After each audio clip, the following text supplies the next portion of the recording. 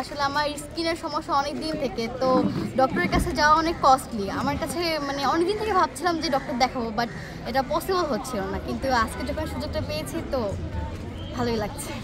ছাত্র শিবিরের এমন উদ্যোগকে কীভাবে দেখছে? অনেক প্রশংসনীয়। ঠিক আছে। হলেই থাকি, সো এখানে শুনলাম যে আজকে একটা ফ্রি মেডিকেল ক্যাম্পেইন হচ্ছে, সো আমরা আসলাম, এসে এখন ট্রিটমেন্ট নিচ্ছি।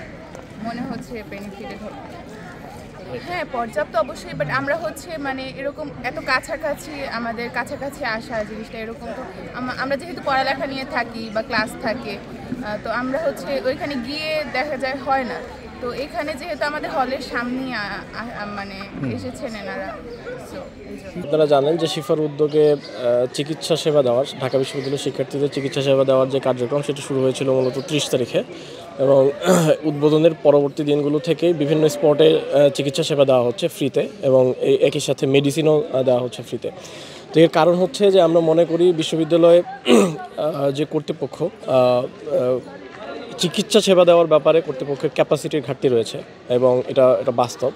আমরা চেষ্টা করছি যে দাবি তোলার মাধ্যমে এই জায়গাগুলোতে বিশেষ করে যে মেডিকেল ফ্যাসিলিটিস রয়েছে বিশ্ববিদ্যালয়ের নিজস্ব, সেগুলোকে আধুনিকীকরণ করার জন্য। কিন্তু একই সাথে আমরা এটাও মনে করি যে খুব দ্রুত সময়ের ভেতরে এই ক্যাপাসিটি পূরণ করা সম্ভব না, বিভিন্ন কারণে, বিভিন্ন বাস্তবতার কারণে। ফলে আমরা চেষ্টা করছি যে বিভিন্ন স্টেক হোল্ডার যারা আছেন তাদেরকে কানেক্ট করে শিক্ষার্থীদের জন্য একটা সেবামূলক কার্যক্রমের ব্যবস্থা করা, যাতে করে যেই প্রেসিং যে নিডসগুলো রয়েছে তাদের, সেগুলো যাতে অ্যাড্রেস করা যায়। এখন পর্যন্ত প্রায় 350 জন প্লাস সেবা নিয়েছে, এবং আমরা আশা করছি যে ভবিষ্যতে আরও 3 দিন আমাদের কাজ চলবে। তো এটা বেশ ভালো সাড়া পাবে বলে আমরা আশা করি। চিকিৎসা সেবার পাশাপাশি ঔষধ ফ্রিতে বিতরণ করা হচ্ছে, এবং এর পাশাপাশি কোনো ধরনের বাড়তি কোনো প্রয়োজন হলে সে ব্যাপারে রিকমেন্ড করা হচ্ছে, যে কোনো ধরনের টেস্ট বা কোনো প্রয়োজন হলে সেটাকে রিকমেন্ড করা হচ্ছে।